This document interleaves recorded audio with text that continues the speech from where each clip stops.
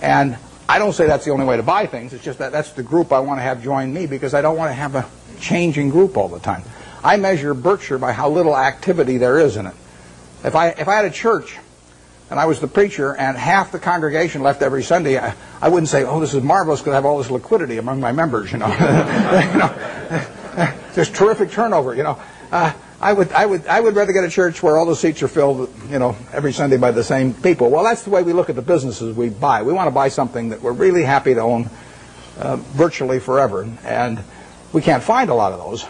And back when I started, I had way more ideas than money, so I was just constantly having to sell what I thought was the least attractive stock in order to buy something that I just discovered that looked even cheaper. But that's not our problem really now. And so we hope we're buying businesses that we're just as happy with 5 years from now as now. And if we ever found some huge acquisition, you know, then we'd have to sell something maybe to make that acquisition. But that would be a very pleasant problem to have. We never buy something with a price target in mind. I mean, we never buy something at 30 saying if it goes to 40 we'll sell it, or 50 or 60 or 100. We just don't do it that way any more than when we buy a private business like See's Candy for $25 million, we don't say to ourselves, if we ever get an offer of $50 million for this business, we'd sell it. That's just not the way to look at a business. The way to look at a business is this going to keep producing more and more and more money over time? And if the answer to that is yes, you don't need to ask any more questions. There is, yeah, way back there. Those same principles in mind, what was the motivation for taking a piece of Solomon and similarly long-term capital? And how did you come up with a valuation? Well, Solomon, like I said, I went into that because it was a 9% security in 1987, September 1987.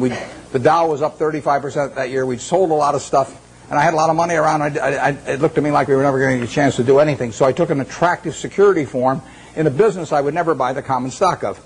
And I went in because of that, and I think that's generally a mistake. It worked out okay finally on that, but it's not what I should have been doing. I either should have waited, in which case I could have bought more Coca-Cola a year later or thereabouts, or I should have even bought Coke at the prices it was selling at then, even though it was selling at a pretty good price at the time. So that was a mistake. On long-term capital, we have learned other businesses that are associated with securities over the years.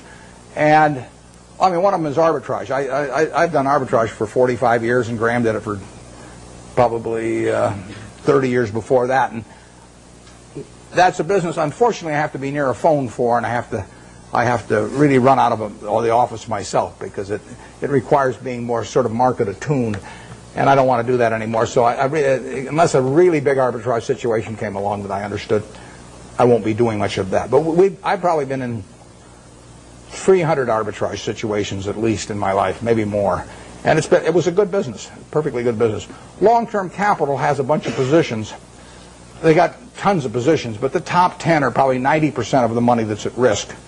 And I know something about those 10 positions. I don't know everything about them by a long shot, but I know enough where I would feel okay at a big discount going in, and we would have the staying power to hold it out. We might lose money on something like that, but the odds are with us. That's a game that I understand. There's a few other positions we have that aren't that big because they can't get that big, but they could involve yield curve relationships or on the run, off the run governments or things like that are just things you learn over time if you're around securities markets. They're not the base of our business.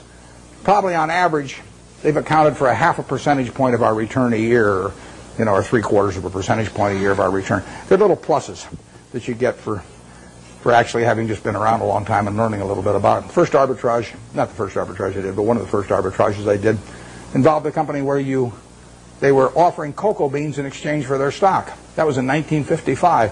And I bought the stock, turned in the stock, got warehouse certificates for cocoa beans, and they happened to be a different type. They were traded in the New York Cocoa Exchange, but there was a basis differential in my favor, and I sold them.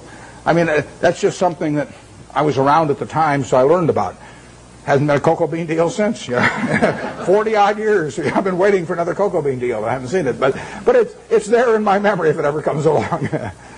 And that long-term capital is that on a big scale. Yep.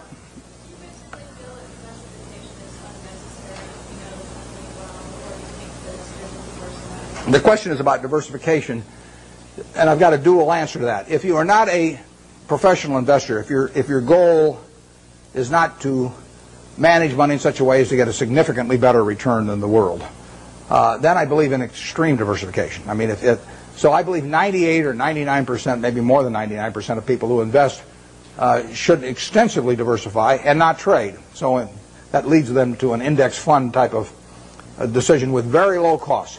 Because all they're going to do is own a part of America. And they made a decision that owning a part of America is worthwhile. I don't quarrel with that at all. That is the way they should approach it, unless they want to bring an intensity to the game to make a decision and start evaluating businesses.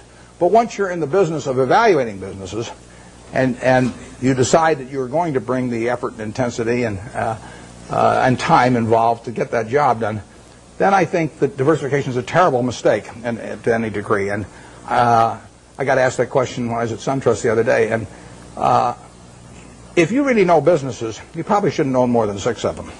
I mean, if you can identify 6 wonderful businesses, that is all the diversification you need, and you're going to make a lot of money. And I will guarantee you that going into a 7th one is going to, rather than putting more money in your first one, it's got to be a terrible mistake.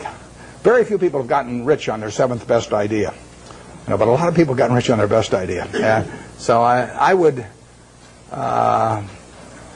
say that for anybody working with normal capital who really knows the businesses they've gone into, a 6 is plenty, and I'd probably have half of it in what I liked best. I don't diversify personally. I mean, and all the people I know that have done well, with the exception of, well, we mentioned Walter Schloss earlier. Walter diversifies a lot. He owns a little of everything. I call him Noah. He's got 2 of everything.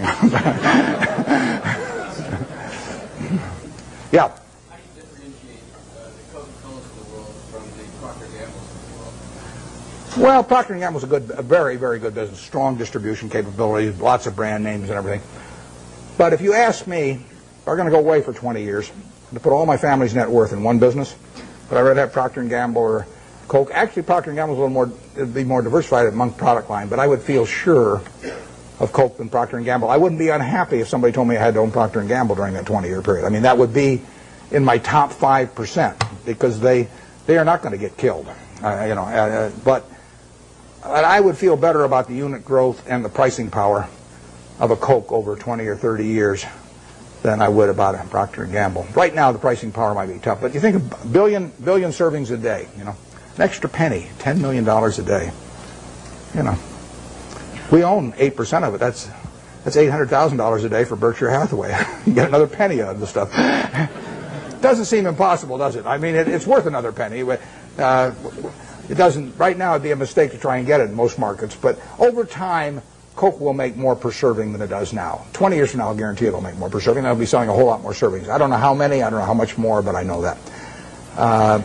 P&G's main products, I don't think they have the kind of dominance, and they don't have the kind of unit growth, but they're good businesses. I would not be unhappy if you told me that I had to put my family's net worth in P&G, and that was the only stock I could own. I would, I might prefer some other names, but there aren't 100 other names I would prefer.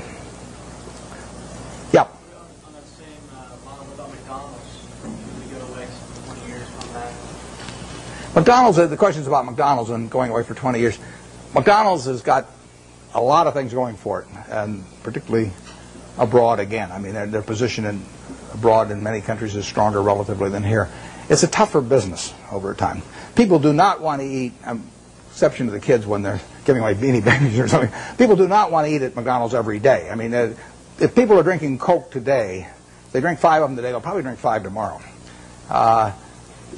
The fast food business is tougher than that.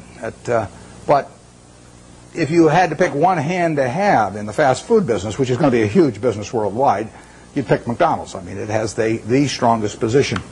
It doesn't win taste tests, with adults. It does very well with children, and it does fine with adults. But it is not like it's a clear winner.